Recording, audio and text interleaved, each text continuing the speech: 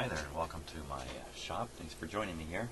And I'm going to make you look at a schematic for a minute or two before we get going on what's left to do here. So here's the schematic, and don't be worried, I'm only going to use one pointer this time. But I studied this. I literally sat and stared at this for about an hour and a half last night.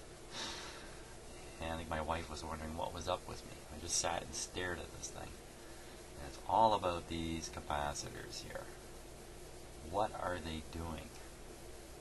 All these ones here. Okay, I'm ignoring the obvious tuning capacitors. Not worried about them. And I'm thinking there's a problem with one or two of these capacitors, and that may be where the signal's coming from. So in my mind, there's two possible things here. I think, maybe 20 possible things here, but a couple of more likely ones. So first of all, there's a likelihood here that the design of the radio almost guaranteed an oscillation at 14 megahertz by accident, and that steps have been taken to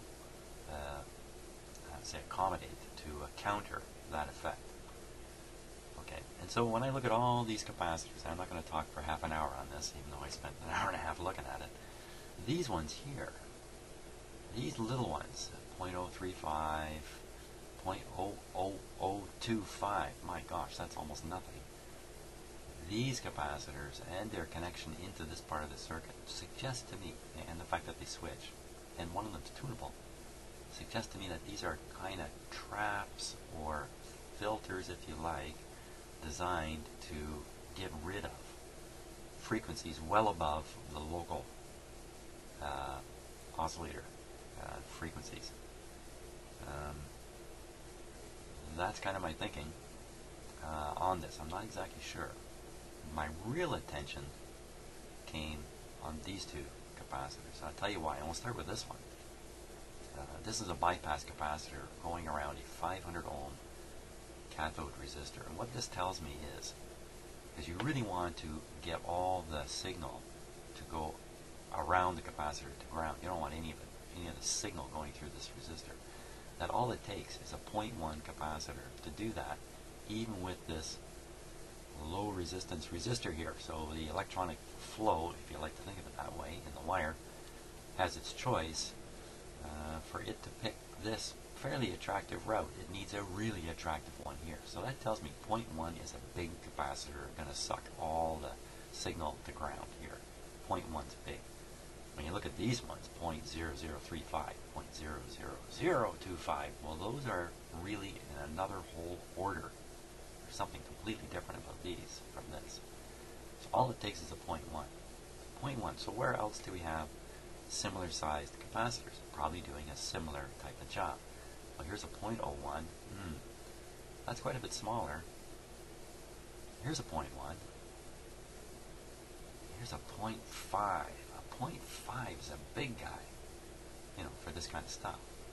So what are these two big ones doing? I know what this one's doing. This one's allowing the AC signal to find ground, avoid this resistor. What's this one doing? Well, this one side is connected to ground through this rather circuitous route, and the other side is connected to, well, I don't know what to call that exactly. The screen, this thing, this two grid 3, grid 5, and the 6A7. Now for sure, you don't want any signal, any alternating current type signal on this piece of wire going onto these screens. So you drain it out with this big fat capacitor who's fighting or working in conjunction with, is not fighting, it's working in conjunction with this quite large resistor, 40K resistor. So this should effectively drain any signal off this little piece of wire, making this nice clean DC. It's really a filter not unlike the power supply filter, which we're going to end up looking at in a moment. So that's what this guy's doing. He's taking out any signal that might be here. What if he's not working? What if this guy has got no capacity left, or insufficient capacity? Then some signal that could be developed in this circuit here, all over the place, could find its way to the screen of this tube, get amplified, and sent back out. Hey, and there you have the feedback that could set up an oscillation. It could be that these coils, designed to resonate at 456 kilocycles, designed to resonate there, can resonate at other frequencies too, due to weird capacitive coupling and who knows what else. I certainly don't know what else, but I can imagine all kinds of things happening here that would cause other points of resonance to develop. So this capacitor, I'm very suspicious of, that it's not zeroing out the signal at this point. Now if we look at this other big guy down here, he's got a very similar job. Oh, shame on me, I didn't draw this red. It would have been smarter if I carried the red line color all the way through here. That would have been a smarter move than what I did. So this is all high voltage too. This is all part of this circuit, which is going all through the radio, and you don't want AC signals finding their way through the radio, signals bypassing stages, looping back, who knows what. So you want to get rid of them on this wire. Now, this wire is held or cleaned up from AC signals, if you want to put it that way, by its own capacitor. And what's that? Well, it's this great big whopping 4 microfarad. Well, it's bigger now in this radio. This is a 50 sitting here, 50 microfarad capacitor sitting here. So this line should be really clean. You shouldn't have any signals accidentally on it. But see, once you get past this resistor, the situation could change a bit. There's some very powerful signals being generated in here, in the oscillator, and you really don't want them going back and finding their way into the radio. So you want to make sure that they're forced to ground, and that's what this 0.5 is doing. So my guess is, this 0.5 not working, this 0.1 not working. And I'm guessing we change one of these capacitors and the 14 megacycles will disappear. And I think it's this one right here. So this is the one we're going to try to find and replace. And at the same time, we'll try to keep an eye open for this guy. And that's what I'm going to try to do. So see, that was only 2 minutes on the schematic. That wasn't so painful, was it? And now we'll get on with hunting those capacitors down. Okay, well, it wasn't too hard to discover that capacitor. It's fairly large. 0.1 is a relatively large capacitor, and you can see it right there. Take a little bit closer look at it. There it is, right there. I know that's the right capacitor. And the reason I know that is, how do I know that? One end of it is connected to a terminal on the 6A7, which is the two, let's call them screen grids, which this capacitor is supposed to be connected to. So there you are, it's connected to the right terminal. And the other end of it should be going to ground. I hate to say it, but just from looking at it there, it doesn't look like it. Maybe I'm talking through my hat here. Let's find out. Let's see. Let's see. Here it is. There we are, right to ground. So, bingo. That's the capacitor we have to change out. It's going to be a little bit challenging because it is kind of buried up under here. Pretty good. So I'm going to have to get the patient ready here on the operating table so I can access his parts easy here. So let's do that. Now, things don't remain simple for long, do they? So, okay, so I took a look at this capacitor, which I'm getting ready to replace, the 0.1, and it's not a 0.1, it's a 0.047 or 0.05. It's half the size, 0.05.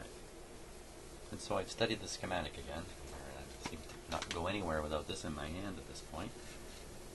And you know what? There is no 0.05 that it could possibly be. There's only one 0.05 capacitor in this set, down in this area, down in the front end, and this certainly isn't it. So, what am I seeing here? Now, if I look at that capacitor, it just doesn't quite look like a capacitor out of the 1930s to me. So this could be a replaced capacitor. Would somebody just go ahead and replace it with half the size that it's supposed to be? And they might say half the size is good enough. Maybe they did. But it doesn't stop there. I then took a look at, here, I'll just show you quickly on the schematic here, because it's not going to. So this is the one we just talked about, this 0.1. But over here, where the cathode resistor is, and that looks like 500, maybe it's 300, I think it's 500 ohms. Look, here's another one. Well, that's not a cathode. Oh man, the situation's getting crazier. Yeah, it is a cathode. So there's the cathode resistor, 300, and there's the 0.1 going across it. So it's not crazy to think that this is a 500 or a 300 and a 0.1.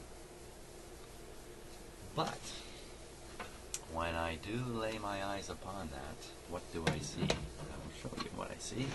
So make a little bit of room here for it.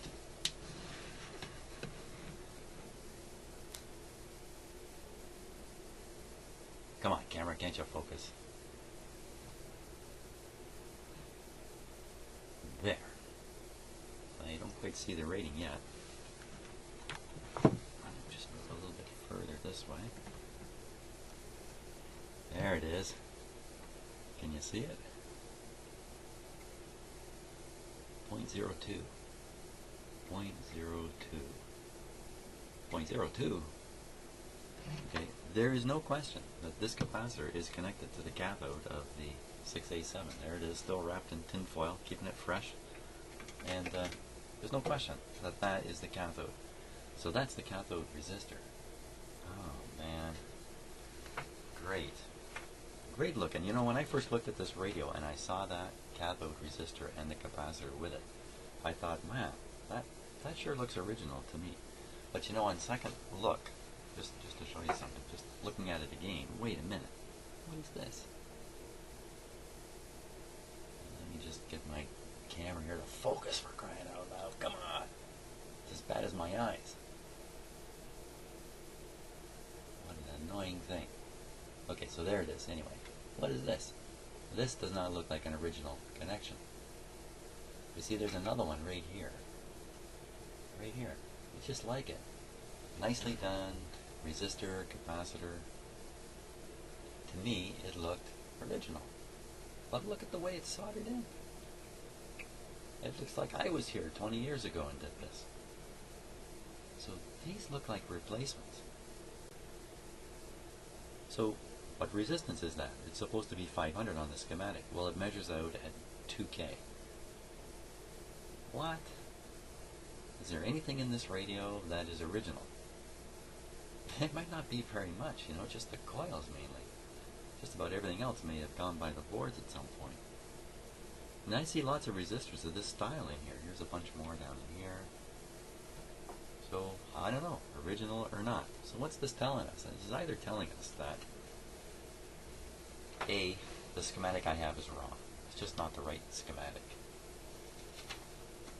2, someone has fooled around with this radio, and maybe because of lack of parts and knowledge, they may have realized they could up the size of the resistors, shrink the size of the capacitor, and get basically the same effect in the radio. Except, no, you wouldn't get the same effect. You would have a bigger voltage drop on this resistor that would change the biasing, the relative biasing of the grid and the cathode. Not something you really want to just fool around with.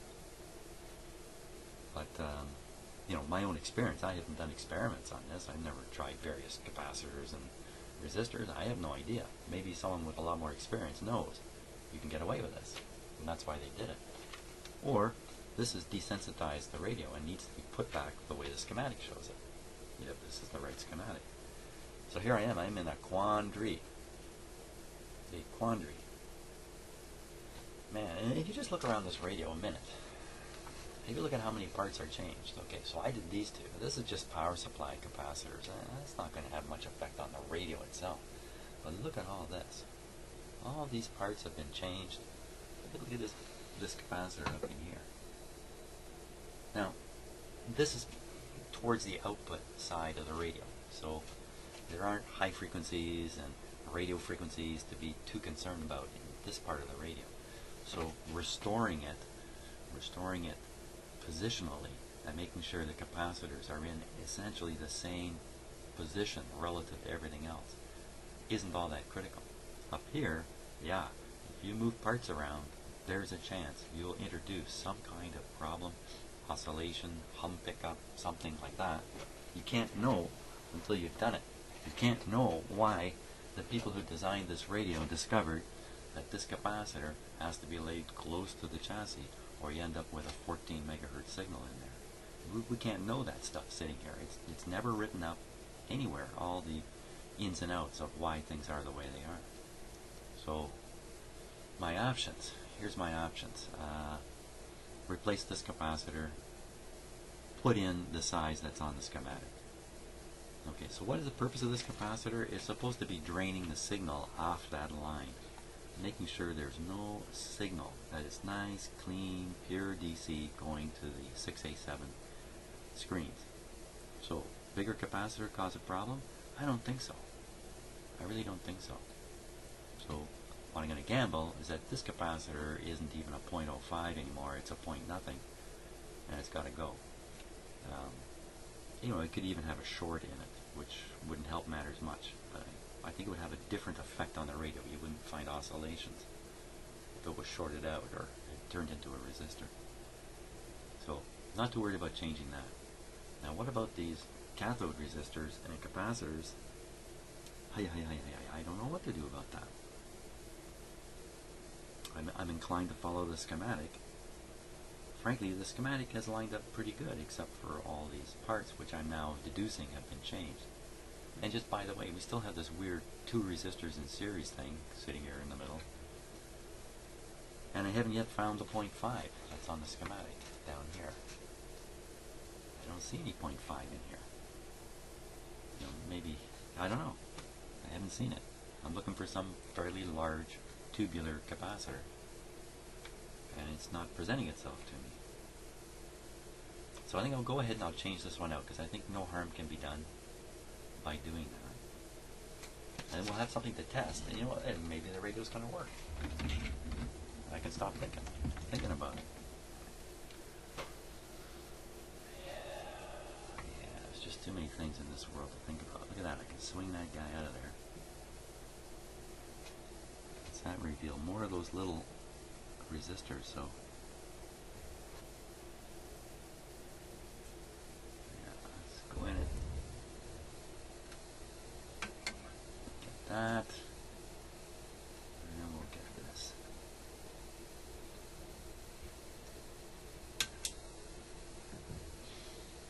Yeah, one thing I'm lacking in my shop here is the ability to read the, to test these for capacitance.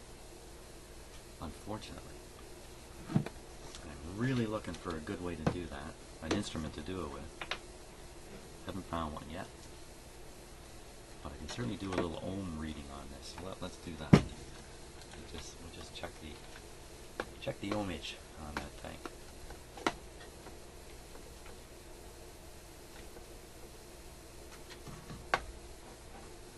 Sooner or later you'll be able to see that. Okay, what am I on? I'm on 220K. Let's take it up to like 200 million ohms here.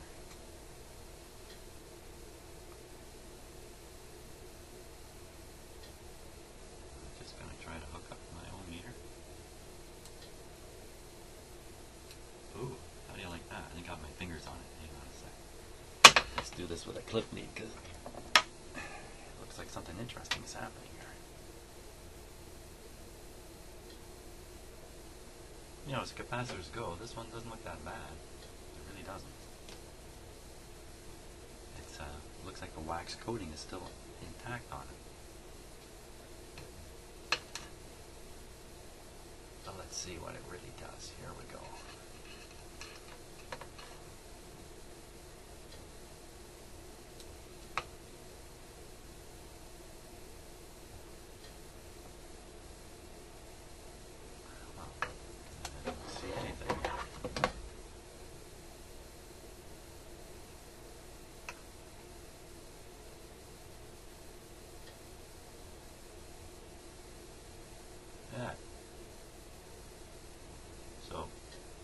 certainly not a short, and there's clearly some capacity to it, so I don't think there was anything wrong with this capacitor. Could it be it's just not big enough to do the job? I don't know, you know. It's getting kind of far-fetched. 0.1.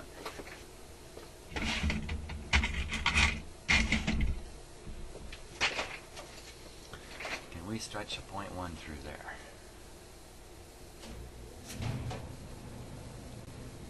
Oh yeah. I think so anyway. So, you know, here's a capacitor that goes to ground. I mean, there's all kinds of places you could find a ground terminal to hook it to. But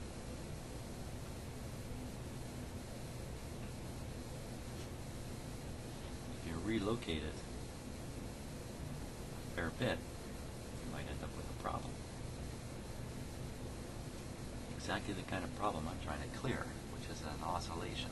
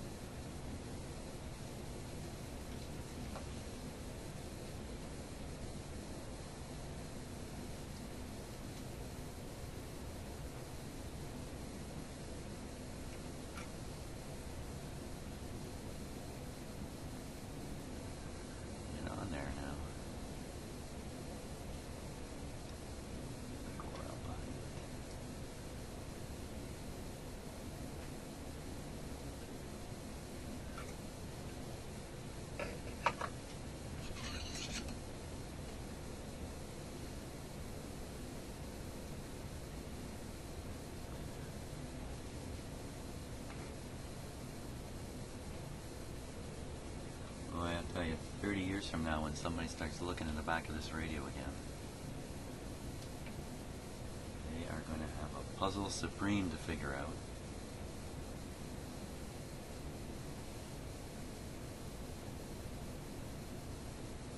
Yeah, I wonder if my video would still be floating around on YouTube or whatever it might be at that time.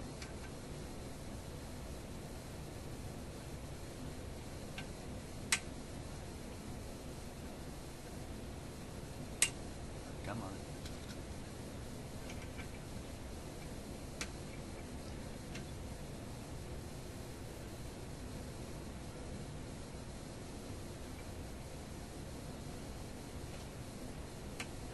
Just won't grab it. Not going to get a grip on that, I don't think.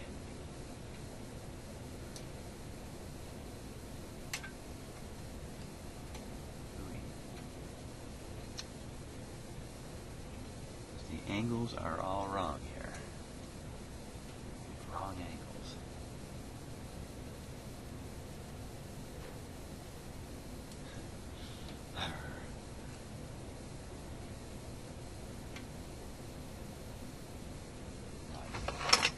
Move that.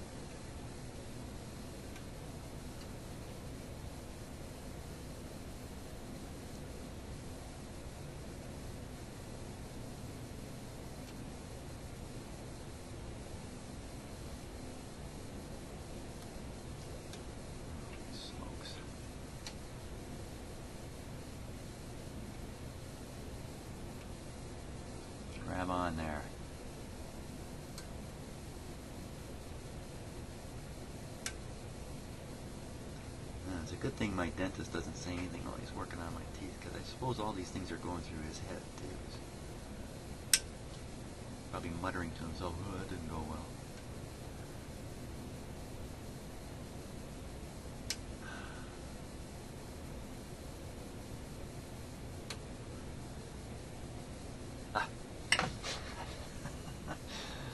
Okay.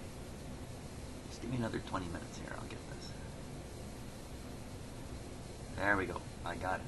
Okay. Touch of a mechanical connection there. That's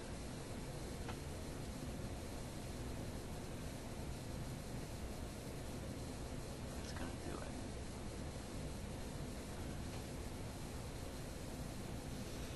Ooh. Let's check that. Okie dokie. Hey, we got to test this radio. We got to test this radio and see if, in fact, that fixed it. What are the chances? Okay. I was feeling pretty good before, not feeling quite so good now. Don't know why, just...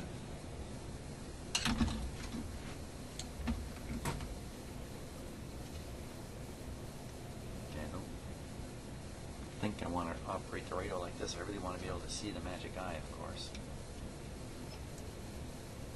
Oh, let's put this thing back. There it was.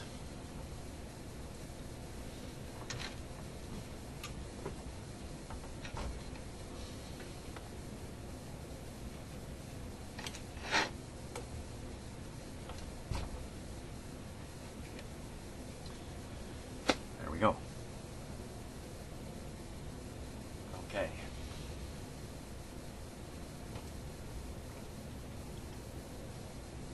I think we're good to start it up. Perfect. Volume down.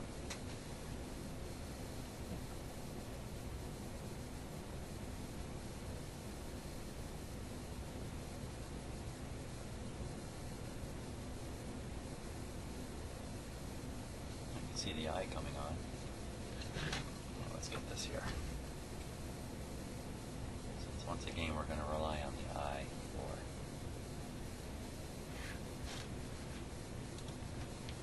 seeing our success or lack of. Okay, so now we'll tune through that spot. Here we go. Ah, look at that, still right there. Yeah. Okay, so nothing to do with that capacitor. Yeah, it's just as good as ever, eh? Ooh-wee. Okay. That must be like a windstorm going on outside, because I can hear debris hitting the little chimney at the top of my stove, top of my furnace behind me. Yikes. Nice sunny day, but I think the wind is really high outside. Okay, well that's not the end of it, because there was another capacitor that I was quite suspicious of. And as you can see, one by one, we are starting to replace all those old capacitors. Power's off. Tip this. Let's tip it up this way.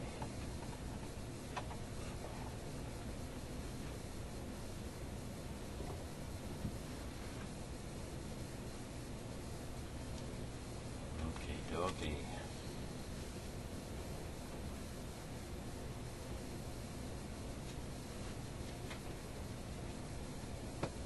Bring this camera around here.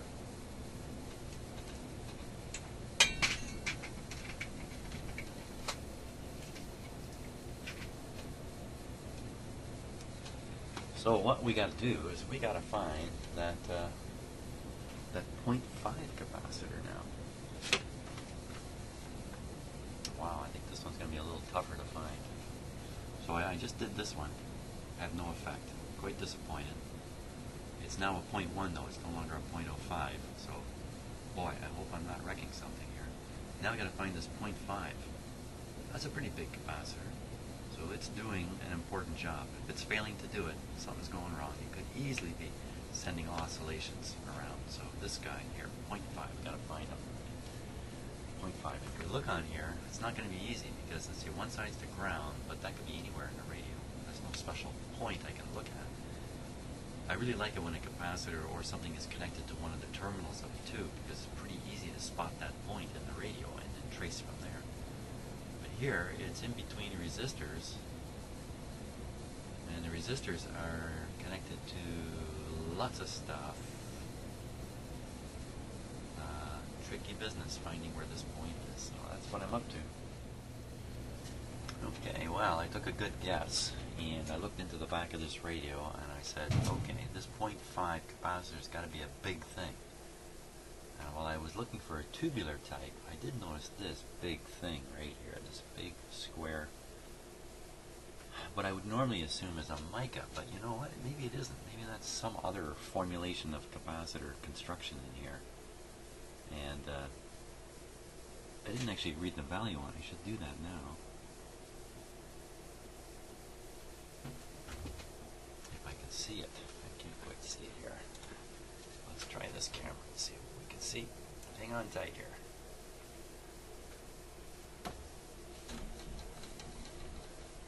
Uh-oh. I think it's going to be color-coded. We may never know because the camera won't focus. Come on. What annoyance. Here we go. What do you see there? If it's color-coded, not much color in the code here. 0.1 microfarad. Pretty clear. 0.1. I'm looking for a 0.5. 0.1. Does it say 400 down below there? 400 volts. That's pretty clear. You can't turn that into a 0.5 no matter how long I look at that. Just before I turned the camera back on, I was quite satisfied that I found the right capacitor. I'll show you why.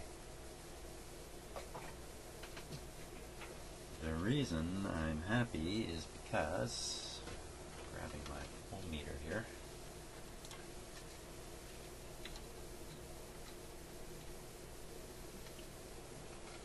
now on the circuit diagram, the capacitor I'm hunting down connects between a 15K and a 5K resistor. So 15 and 5. Oh, I can hear more of that wind out there. Holy smokes, I'm going to have to go out and see if my yard's blowing away. Let's see here. So watching the meter. This is where it's connected. It's connected between two resistors. One is 15. It's pretty surprising. And the other one I can't quite see here. Let's see. You're going to get a hard time seeing the screen, but I got to. The other one is 5. So there you are. The 15 and 5, and the capacitor, the other leg of the capacitor should be going to ground. So to verify that in a musical method. There you are. So this is sitting where the 0.5 is. Now I ask myself once again, what is going on here? Is this an original part? Did somebody throw that in because that's the biggest one they had in their parts box? And it seemed to be okay. They never noticed the oscillation at 14 megacycles. Or this was doing the job as a 0.1, but now it's a 0.01 because it's weakened. Yikes. So, you know, we could simply parallel this. Yeah, that's a good idea. We'll parallel it with a 0.5 and see what happens to the radio. You know, I could even clip this in. Hey, let's do this. Let's do this by clipping in. Because chances are that capacitor is just fine. Even if it's the wrong size, it may be a problem. But electrically, it's probably just fine.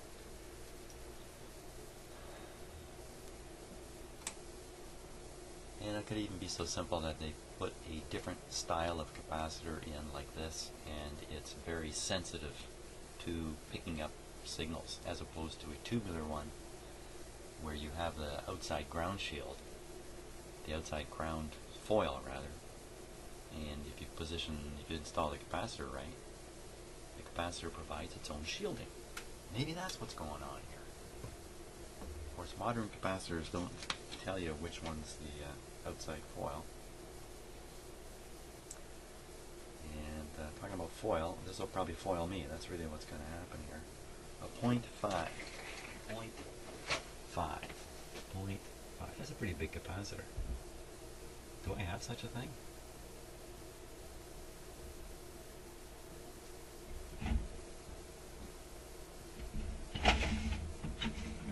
And the answer comes back no. Oh, okay, I gotta figure out the capacitor situation here before I... Well, I don't have any 0.5 capacitors, but I've got some 0.1, so I'm gonna put two together. It's gonna make a 0.2.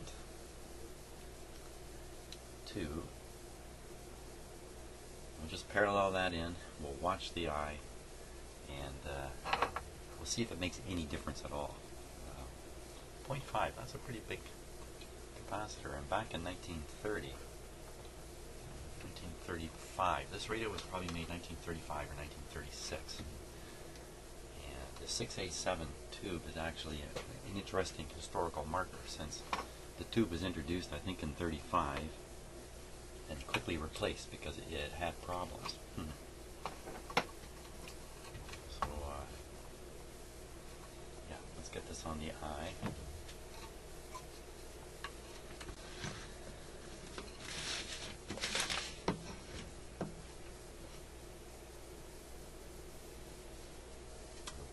On the eye now.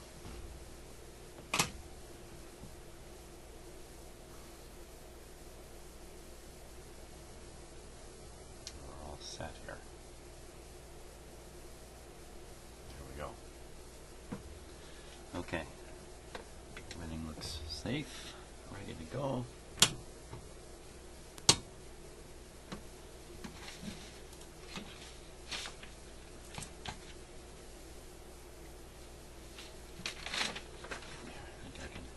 Do this with the split screen here. Let's give that a try.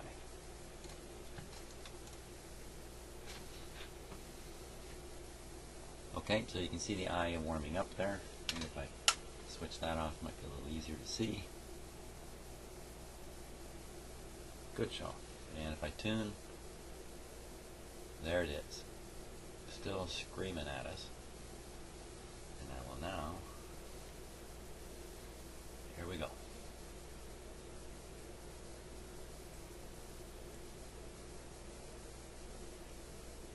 Make the slightest difference at all. And I woke up this morning thinking, yeah, one of these two capacitors is going to do it. I should just go back to bed maybe. So, doesn't look like much advantage to doing anything with this capacitor, at least in terms of the problem we're trying to hunt down. Now, have I done something dumb here? I don't think so. It's connected across. Pretty mysterious. Let's just, while this set's operating, let's just check the DC voltage at this point. Should be, I think, close to 100 offhand on one side of this capacitor. I think. Here we are, 87, yeah. And ground. So, it's another fine mess I've gotten myself into here. Hey, I guess I have to think a lot more about these cathode resistors and the capacitors, and what's going on there. Should I restore this to the way it shows in the schematic, or am I just slowly ruining this radio step by step? I thought this would go really well, but somehow we're just back to where we were here. Well, we know what it isn't. I guess that's a step forward.